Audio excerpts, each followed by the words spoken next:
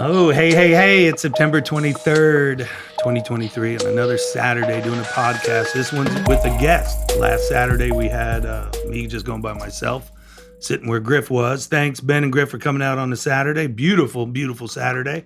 And our guest today is the one and only nutrition expert guru that I always turn to help me out when I have a troubled client, athlete stuck on a body fat, or guys that are coming in for the NFL Combine. They got to do the bod pod. They don't like my 33-year-old handheld device that keeps them hungry, just like the Woodgym is. Eddie Raymond, how are you, my man? I'm good, thank you. Okay, so you have your accent. So I know you, but I don't know you. So where are you from? I'm from Switzerland. Switzerland to Knoxville, Tennessee. Yeah, I know. Okay, Strange. so he's our nutrition guy. He owns, I think, 2 places. Two retail stores. Yeah. And the one is they're called Eddie's Health Shoppe, which is so original, Eddie. That's thinking outside the box. That's awesome. That's like Petrone training. So yeah, we get it. Tell me your story. You know, usually open up with how do you know you were different, but with the athlete. So how did you know that nutrition was a passion and open up and of course probably helping people, all that. But tell me how. Okay. Yeah. It's a pretty cool story, kind of unusual. So if you don't mind, I'll just start at the beginning. That's why you're here. Okay. I want to hear it. We want to hear it. Yeah. So I was born in Lausanne, Switzerland, and my mom was actually from Iran. My dad was Swiss, and then they got divorced when I was 1. So here I am being raised by an Iranian mom that doesn't even speak the language that well, French. And here I am growing up into, speaking French in the French part of Switzerland. So what that led to is I didn't really have a lot of people helping me with school or even, keeping up with what I was doing, so to say, as I got a little bit older. So I kind of went toward sports like soccer. And a lot of times she'd be working part-time jobs and I'd be out on the field, after school, like playing till 6, 7 p.m. And so sports was a passion from the beginning. And then in Switzerland, it's really hard to go to college. Like if you go to what they call university, they pay for it. So everybody, like if you made it there, you pay for it. But what you have to do is you have to pass a test when you're 13 and you get 2 chances at it. And I failed it both times. And most people do, like only 5 out of 30 pass it. So my brother was living in Knoxville. He much older than me, like 25 years older than me. And my mom was like, man, we got to give this kid another chance. Plus I want to visit with my son. So we moved to Knoxville when I was almost 14. So that I could start with school here and maybe have a better future. And so soccer wasn't actually a thing in Knoxville at all at the time. I tried to start a team at West High School and I got shut down. A couple years later, I think they had a team. So I went to sports number 2, which was tennis. And from age 14 to 18, that's all I did, like 6 hours a day. Still wasn't really into school, but I was actually making better grades not knowing English than I did, there. But yeah, focus was tennis. You probably remember a place in Knoxville called Holiday Health and Fitness Center. I was so dedicated that they gave me a little room under the stairs where I had all my balls and stuff. And I had no money, so I had to string tennis rackets. Every 5 rackets, I'd get a tennis lesson. You know that's where I started. No, I didn't know that. Yeah, paper mill up on the hill. We probably seen each other back then. And I remember the steps under there. Yeah. Probably saw you. So it was a little closet. Yeah, it was a little closet. And they say, you can have that room. You're here 6 hours a day. It was just crazy. And you would appreciate that. I would make my own drills. So there wasn't no training and stuff like that. So I had this one drill, that I put a bunch of tennis balls, like by the service line. I would serve for an hour, but each time I would serve a ball, if I didn't make it over, I would sprint to the net and then sprint backwards. And so for a whole hour, I had my own drill that I would create and stuff. So I just loved it. I was so driven. I mean, I wanted to be a pro, but as you know, in sports, when you start at 14, it's really hard. So by the time I was 18, I injured my shoulder. And because I was lifting weights over there upstairs and doing too much and overtraining and just tore some nerves. And so that was kind of the end of my tennis career. So after that, I went to the Swiss Army for a year. It's kind of a requirement thing. And then I came back. And so I come back. I want to go to college. And at this point, I don't know what I want to do. I think I want to, sports isn't really a thing anymore. I love it. That's what my passion is. But I'm like, I got to make money now. So maybe I'll be a stockbroker or whatever. But I needed, my grades weren't good enough to get into UT. So I went to Pellissippi, and I didn't have the money to go to Pellissippi. So, a friend of mine worked in the computer science department, and he's like, hey, you could work here. Maybe that'll help pay for your school. I didn't even have a green card yet. So technically I didn't have a social security number. So I wasn't even supposed to work. But the head of the department was like, man, I like this kid. So he's like, I'll pay for your school. So he paid for my school to go to Pellissippi so I could just go to school. And at that point, I met my wife around that time. So we're about 20 years old. And there was an NFL empire that Tommy Hensley. He had a real estate office in Fountain City, and he rented us a little space for $150 a month upstairs. And nobody else would rent us anything because we had no credit, no money, like we looked like two bums. And so to pay for food, we had to recycle cans. And we ate pretty much the worst thing ever, like Raymond noodles. They were 10 cents a pack. So that was the beginning of the story.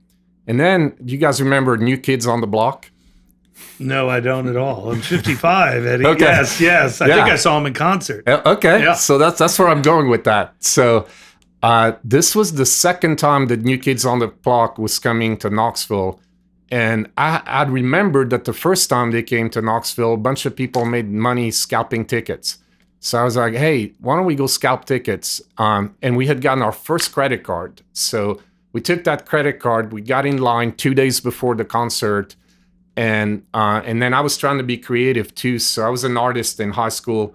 I was making buttons. I had a little button machine, and I was making like I Love Jordan buttons, selling it to these little girls, made about $300 while we were in line. And then we got the tickets. So they were like third row or whatever. And we sold them in the back of the line and made $1,600 profit. So we've never had that much money. So we took that $1,600, and of all things, being that I kind of had a passion for sports, I had a friend that had made money selling baseball cards. So I was like, I'm gonna sell baseball cards. Knew nothing about baseball. So I got a Beckett price book. I started going to baseball card stores, and when I do something, I go 100%. So research sports, everything. Within weeks, I knew every player that played in baseball. I knew their name at least, and then NFL. And if you go back to the early 90s, I could tell you every guy, still to this day. I don't keep up with them. But I got so passionate into sports cards. And then next thing you know, we bought a van. We're doing baseball card shows. So my first baseball card show was in Kingsport. And I show up, never done a show before, put my stuff out. And then all the dealers are looking at me like, how are you selling so much stuff? And so I was going to dealers and buying boxes from them for like $14 because they give me a dealer price, and they were selling them for $20. And I put them back on my table and sell them for $19. And I was selling them all day long. So I'd figure out how to do it. And so came back with more money and a bunch more inventory, and that kind of got us rolling. So now we buy a van. We went 4 months across the country doing baseball card shows. Got to meet like David Robinson and all these guys, different shows. And so we come back. Now we have way more inventory, able to pay our bills. And so we start saving money for a house, and things are looking better. And then a baseball card store in Halls was going out of business. And we got lucky. A friend of mine partnered with me, and we opened up, or we took over this store called Sports Card Investments. And so all of a sudden now we have a store, and within about a year, we ended up being like the best store in the Southeast. Dealers were coming from all over. We were doing shows every weekend. We brought in comic books and NASCAR collectible. And so here I am, used to be in great shape. Now I'm selling collectibles, and I'm eating pizza and not being in shape. And then all of a sudden I look at myself, at age 23, and I'm like, do I want to sell baseball cards for the rest of my life? And I don't look like I used to. This is not really what I want to do. So I had made a connection through the store with what ended up being my partner into the health food business. He had this idea of opening up a store that was similar to GNC but better. And so I sold my half of the baseball card store and opened up the first, at the time it was just called Health Shoppe in Halls. And that's about 27, 28 years ago. And I kind of got going. At the beginning, like nobody knew where this store in Halls was. So that gave me the opportunity to learn. I didn't go to school for this. Again, when I get passionate with something, like I just give it 100%. So every book I could read, every seminar I could go to, there's not great schooling for this, especially back then. So it was just kind of like learning it. And I did a pretty good job at absorbing everything. And in the first few years, I was still just kind of building up. I wasn't even getting paid for the first couple of years, kind of using some of my savings that I had. And then a few years later, so maybe 20 years ago-ish, me and my partner split up. And we by then, we'd opened up a second store, which was the one in West Knoxville. And I just felt like, we'd be better off just doing our own thing. And so he took the one in Halls, I took the one in West Knoxville. And that was kind of the beginning of, kind of what it is now. Like, just being able to have control over it. And I guess the key to my success from the standpoint of what from me, I would credit it to some of the athletes that would first come into the store, and they would just we would have conversations, and those conversations led into more conversations. And then I was involved with running a lot in Knoxville. And I started building a lot, relationship with the track team and some of the runners. And then I started hiring post-collegiate athletes, especially track and field. And I realized these are the best workers. I mean, they're so dedicated. They put the same kind of work ethic into working for me that they do on the track. And so that led into those athletes telling their friend athletes, and more athletes coming in. And basically, at that point, I started getting people from other sports, and then the pictures on the wall, kind of like your place, but not as much. I've got 10% of what you got. But, so that kind of gave the place a little feel, that you're coming to a cool place. This guy knows what he's talking about. And I kind of had equal passion. I mean, I have this passion with athletes and helping them with their goals and nutrition and supplements. And then you got the other side of it, which is more the holistic side. And that's your, mid-40s people coming in, families, older people, just trying to help them with different health issues. And I love both. I mean, it's just, you feel good when you're able to help someone on that end, and then you feel good when you can help an athlete reach their goals. So that led into a lot of my athletes started saying man, we need a training center here that's testing and things like the bot pod and, VO2 and lactate. We're having to go to Colorado. We're having to go to Atlanta. We're having to go different places. There's nothing like that here. So the space next to me came open, and decided to take that over and call it Knoxville Performance Lab at the time. And so we brought in a lot of those machines, hyperbaric chamber, massage room, all that. And so then that kind of took what I do to a next level a little bit, in now being able to sit down with people. We do bot pods, and then I could do consultations. So I didn't even really think that was going to be a thing. I started doing it with athletes, but then next thing you know, everybody wants to do it. And so it's weight loss. It's, I just want to have goals that I want to reach. And then now, we were talking about earlier, it's families bringing their whole family, their kids, or specific sports, all that kind of stuff. So that, I've been doing that, I think, for about 14 years now. And so I like that, because you could actually, and you could probably relate to this, is it's a little different when you have that 5-10 minute conversation with someone versus actually sitting down for an hour and a half and be able to deep dive into, everything they're doing, and kind of telling them, this is why we're going to do this. And really, even if it's the last time you meet with them, that hour and a half, they're going to remember, they're going to go back to, or hopefully, it made an impact. So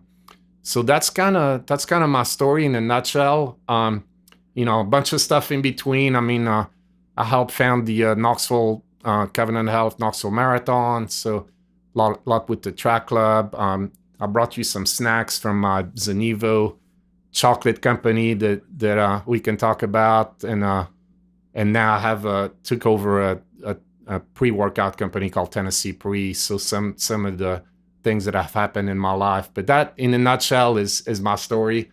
So like I said, it's an interesting one, and it kind of brings out the American dream, I would say.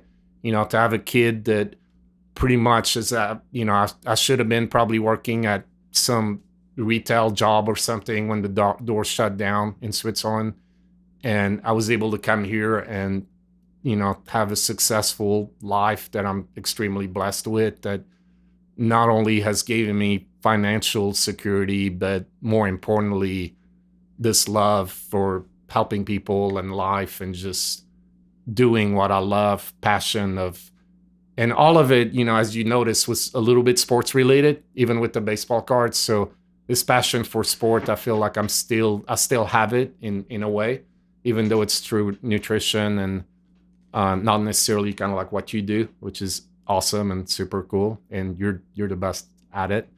But yeah, it's fun. Wow. I don't think I've sat and listened to anything that long in an interview since we've been doing these. Ben, 2017. Yeah, Eddie, that was amazing, and I do think we were busier today than normal at that time to shoot our podcast. So once again, I apologize for you waiting on that. Your time is just as important as mine. But I do think it was a blessing because Griff and Ben got to talk to you for a little bit. And when I was out there making another workout, Griff was like, I think you're going to really like this. And the reason he could say that is because you had time to listen to it for a minute. So it was worth the wait because it triggered what I wanted to hear. And that's it's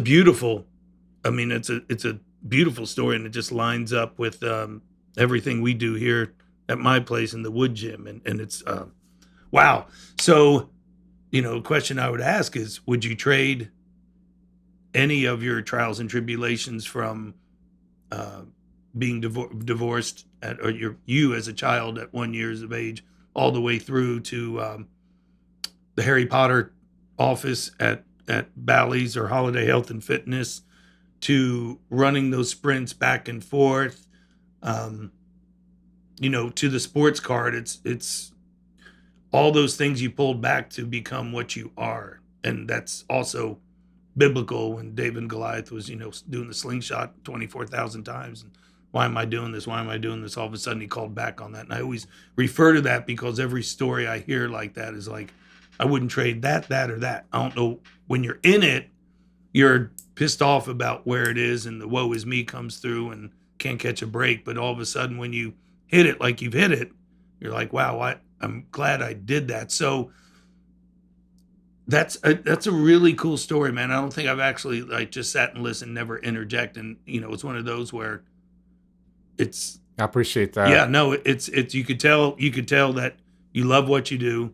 You're very successful at it. And we should be a little bit closer than what we are. And I apologize for not coming around more and seeing you more. I just send people there. And then, I try to come in with the athletes, but I'm busy too. And then most of the time, unless I log you in, you're like, hey, Charles, I'm not going to be there, but you're there. So I always want to see the big kahuna. I want to see the man behind the wall with you. So I'm like, all right, I just let my guy go, because if I'm going, I want to see you. And I know you're super busy. And don't let him fool you. He's super smart, and I got a story, and then I want to elaborate on your chocolates. I want to elaborate on your two businesses, and then where do you see it going 14 years, and then the passion of the running. I want to know where that came from, because I'm built to walk, and I'm built to walk slow. I got my mother's hips, so it's not a running thing for me, but that's why I was so infatuated with speed and became a speed guru, because I wasn't good at it. Usually like a Harrison Smith is like, I can't coach a DB. I don't know what to do with that, because he does it so natural. But I had a story with a ball player that plays with the Panthers now, Cam Irving, a big offensive lineman, came out of FSU, first-round draft pick with the Browns. And I guess one of the many times he's been in, he's like, Charlie, I really want to dial in nutrition. I'm like, all right, forget my stuff and my little nutrition packets that I make or whatever. I'm going to send you to the man. So I go with him with that one because it's my pro athlete and he's in for the week or 2 weeks. I'm like, let's go see Eddie. And I remember Eddie, you probably don't even remember this, but we had an appointment and, it was, like he said, long, 45 hour and a half. Because I know Eddie's passion is helping people with nutrition, which is beautiful because, it's what I do and we love that. So we got out of there because he asked for it. The big kahuna asked for it. The boss, right? Bruce Springsteen over here, he asked for him.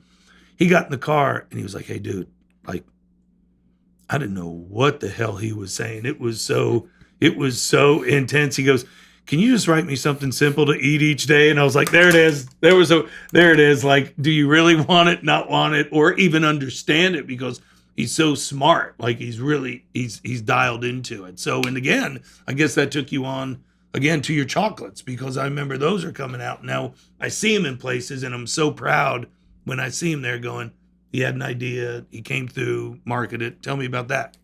Yeah. So do you remember Cam Irving? I don't know if you probably see a lot of people. Yeah. Once you told the story, I kind of remember. And to that point, we all get better at what we do. And it's one thing to be smart or sound smart, but if you don't deliver the message in the way that is useful, it does no good. So, and that was probably close to the time where I kind of realized like you got to stop treating everybody like a competitor or that they could, dial in. Some people do, but a lot of them don't. So I changed my style to, if you sat down with me now, it'd be totally different. I mean, I do it now in a way that is so basic, but then I found a basic way that works.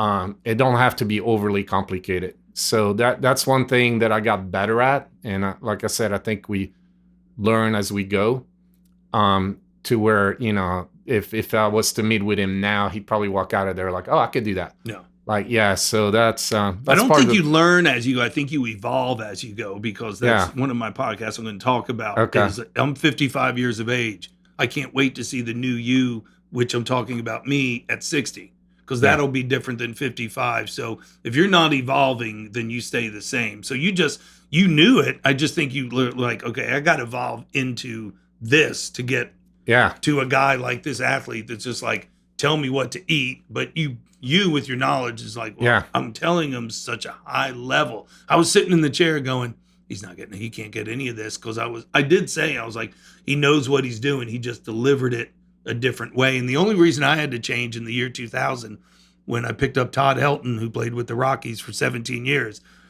is I did the same thing, Eddie. Like in our 3-hour meeting, I was like, okay, I'm going to get you this, get you this, get you this. In our first training session, I'm like, all right, this is a compensatory acceleration. This is force applied. And he was like, hey, whoa.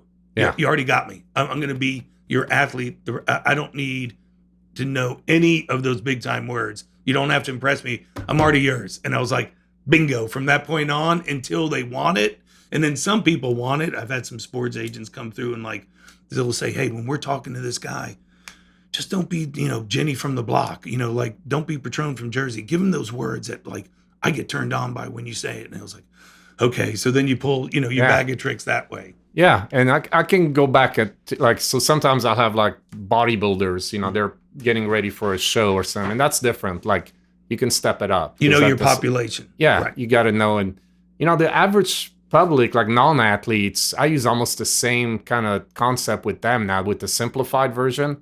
Because you probably know this, like most of these athletes, like their level of nutrition and stuff coming into it, sometimes it's so bad that you're like, how did you get here? What can we do with you if we actually, do a little bit better?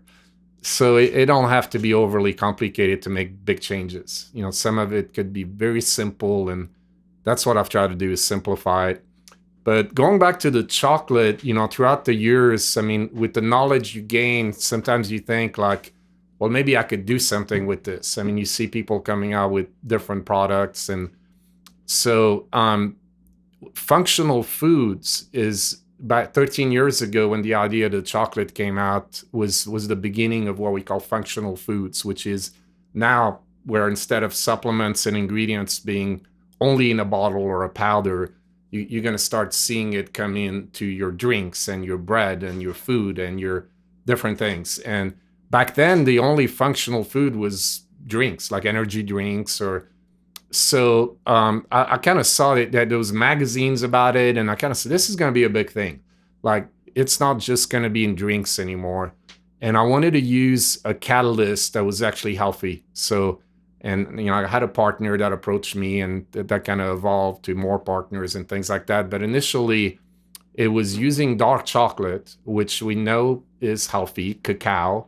You don't have, it's got so much flavor that you don't have to add artificial sucralose. Why is, like, talking to Ben, who my producer just started training about 3 or 4 months ago and doing a hell of a job training. Way to go, Ben. Explain to him milk chocolate to dark chocolate. Well, milk chocolate basically is pure sugar. I mean, Come on, Ben.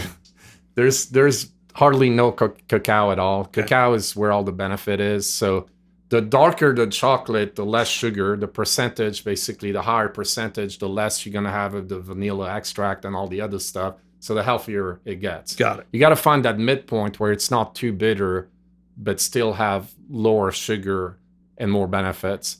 So the idea was to use that for different functions. Like, so we had energy chocolate, a fit chocolate, a vitamin D chocolate, and later we had a sleep chocolate. Now we actually use the white chocolate for that, which is more like candy, like a treat, but same concept as far as absorption. Wait a minute. Eddie, you got a sleep chocolate? Yeah. Oh my God, I love chocolate. Well, I actually brought you a few goodies, and I should have brought you the sleep chocolate. I'll bring you that next time. You don't have to bring me anything. I can come in and buy it, but I really struggle with sleep. Yeah, so this actually works so well. All it is melatonin in the chocolate, but it's in chewing it and the carbs and fats, getting it into the bloodstream better.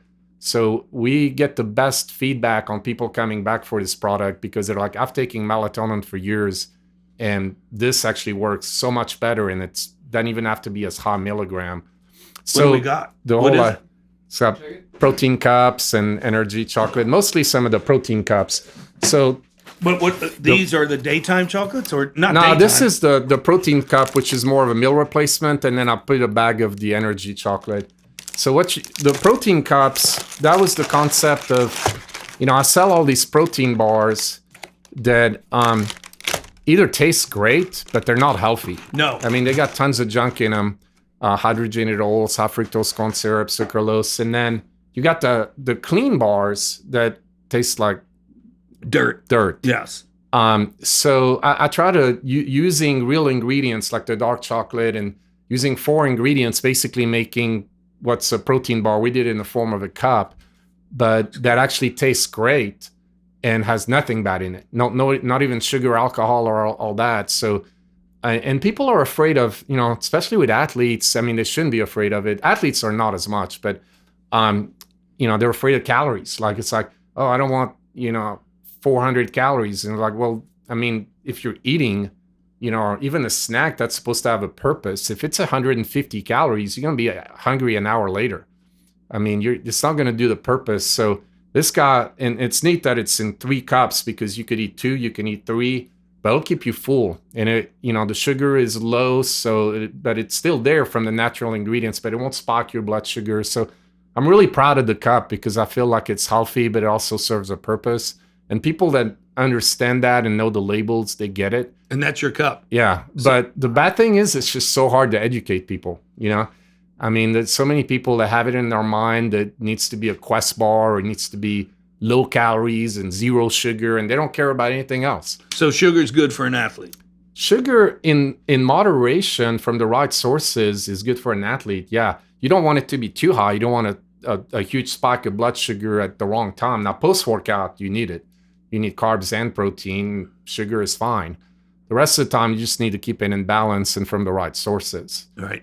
But yeah, I mean, that's your energy. Oh, shit. We're going to have a nutrition podcast just so he could break down what I struggle with my clients and athletes, and telling them the same thing. And just think about it for our next show. But like, with the athletes and with anybody, even the gentlemen that you've seen in here, I talk about body composition, because what everybody wants to do, and you know this, Eddie, 20 times better than me, is they all talk about losing weight. And as we get older, we lose muscle quicker than fat. So then they're like, hey, Petrone, I didn't listen to you, and look at all the weight loss I did. I'm like, all right, well, let's measure your body fat. And their body fat goes up and their weight. I'm like, you just lost muscle, which wants to go away super quick after 40, as we say. So that's another show altogether. And you could blow it out of the water with that, because, I stay away from sugars, no sugar, sugar's the enemy, this and that. And I'm like, the carbs are bad. And I'm like, well, no, but I feel lethargic and I'm tired. I didn't finish my run. They answer their own questions, but they're right. They're hard-headed. They're back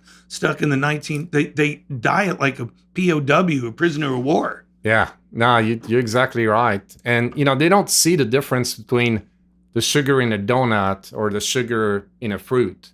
I mean, there's a huge difference. But they just look at it as all sugar, or, right. There's a big difference. And the timing, I mean, that's what I try to teach people. I mean, you can have a whole table of food that are, good food, and you might have a few things that are not perfect, and the way that you combine those things and time them makes an incredible difference versus just eating on what's on the table.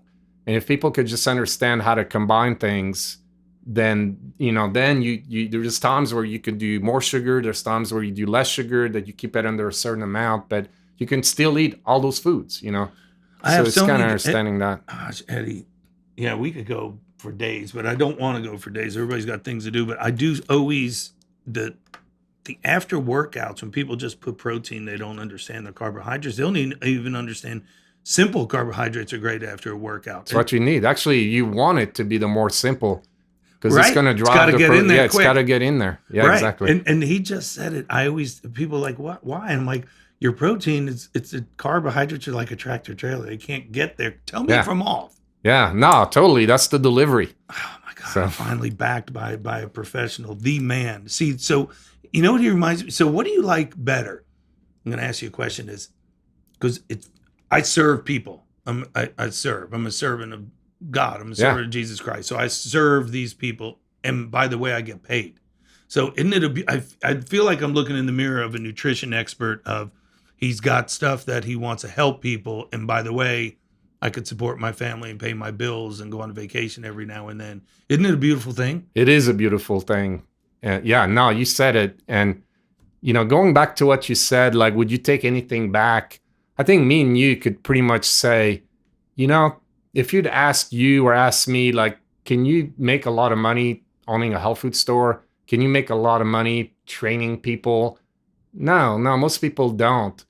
But we took a route of seeing the vision, never giving up, and being passionate, and then always like going one step and then being like, wow, like I didn't know this was going to lead to this. And I feel in that way we're similar in the fact that we've both succeeded to a level that you would not think was possible in our field. But we did it because we loved it, and we loved the passion, and we loved what it did to other people. And for that, there's no stopping, and you can reach levels that are incredible and that you would never think. And, I'm like you, I'm Christian, and I feel like God sees that. Mm-hmm. And he allows you and opens doors. So when I'm talking to young people, I'm like, don't ever look at one thing as being one dimensional. You're not doing, if you hate this, like, it doesn't stop there. Like, what is that going to lead to? And what is that going to lead to? And what doors is going to open? Like, it goes on forever. And you never know what you can do with it. Yeah.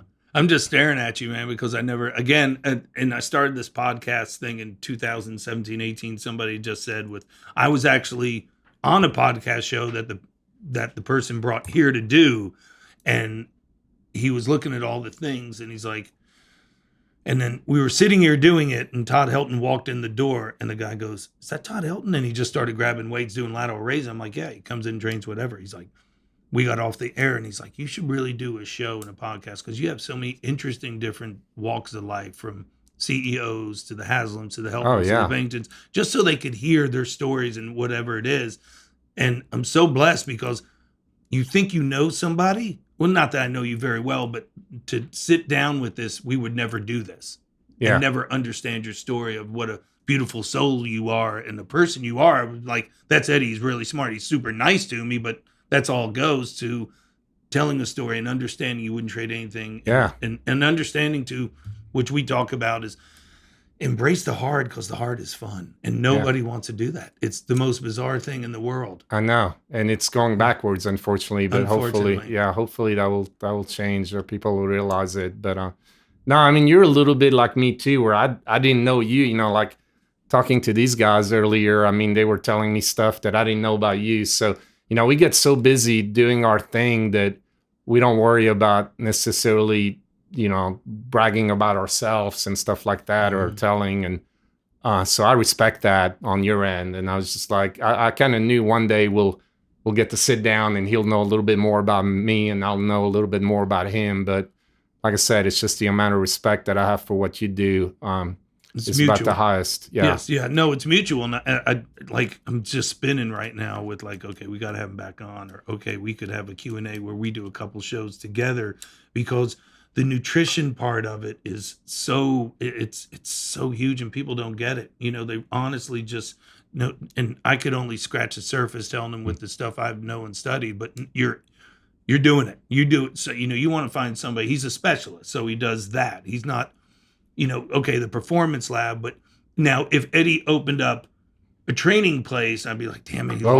He lost his value of what. And I realized that, and that for that reason, actually, we sold the performance lab to Lana Burns with LB Lab in South Knoxville. So the only thing we do now on that side is the bot. Yeah, no, I'm not saying the performance lab's bad. Well, it was kind of, you hit it on it though.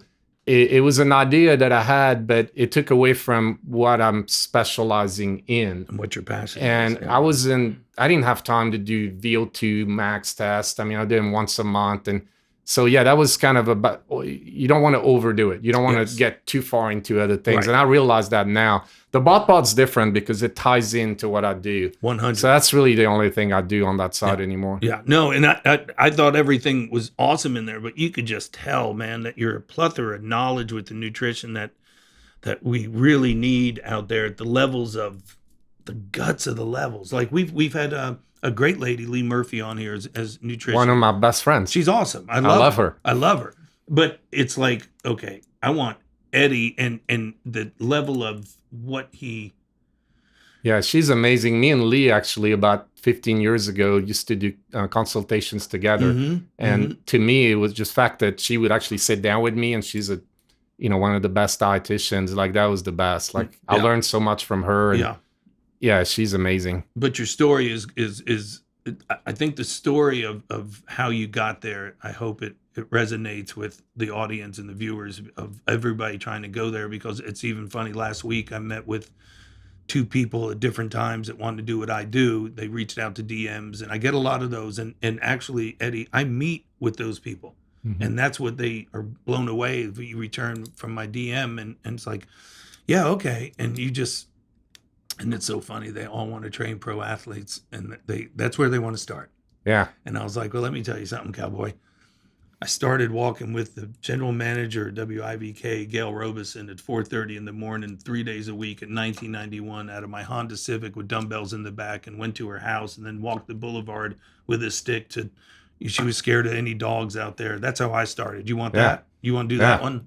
So I know what you mean. Like, I'll have people send me messages about starting a new bar or a company, and I'll have coffee with you. And then they're all, and I'm like, this is not that easy. Right. Let me tell you what you got to go through. Right. And sometimes they continue, and sometimes they're like, I don't mean to be a downer, but they need to know what they're in for. I try to motivate them and will help them if needed. But yeah, it's definitely not something that just comes easy. No. You could do anything, but you got to put in the work. Yeah. I'm just looking at you now, just thinking Harry Potter under the steps at Bally's. We get off the air. I'll show you a picture on the wall back there. Eddie, this has been amazing. I could go on and on. I really can. I mean, but this guy, his time is worth a lot, and he's got to probably get back to the store and come up with another invention of another bar of those are beautiful. How many can I eat in one? In one setting, just one, but you can eat a couple a day. Yeah, because I'm a chocolate freak, man. I love You'll it. like those. Yeah, I've had them. Yeah. And I'm gonna come, Griff. We're gonna go by the store this week and get the sleep ones, because again, this dealing with all your clientele. I have so many people struggling with sleep. Sleep is huge. And if sleep's not there, you're not burning fat. That's the first thing I tell them. Yeah, that's. And I struggle. I can't turn my mind off. It's. I'll hook you up with some stuff. Yeah. Right. So sometimes maybe two things. Yeah. So awesome. yeah. Eddie, Okay. this has been amazing. I mean, Thank you. honestly, you don't know what we're going in on each guest, especially unknown but not unknown, Eddie. And I wouldn't cancel it. I trade appreciate for the it. world. Yeah, it's been a huge honor. One of the most fun and appreciative thing I've done. So thank you. Thank you, Eddie, and everybody. This guy is the man. And you have one downtown. Yeah, downtown. My daughter Bridget actually runs that one. So we've had it for its 5th year anniversary coming up in a couple of weeks. Which one's rocking more? The one out west. I mean, Just because 28 that's- years of 28 years. Yeah. 28 years the Health Shoppe, 26 out west. Yeah, right there, Eddie's Health Shop. Yeah. And that's amazing. And, they say if you've done something 10 or 12 years at above average level, that's a sign of success. And we're looking at a very successful man, and the community needs you and nation needs you. That's awesome. I appreciate that. Thank you so much, Eddie. Thank you, God Charlie. bless. Appreciate Thank you too.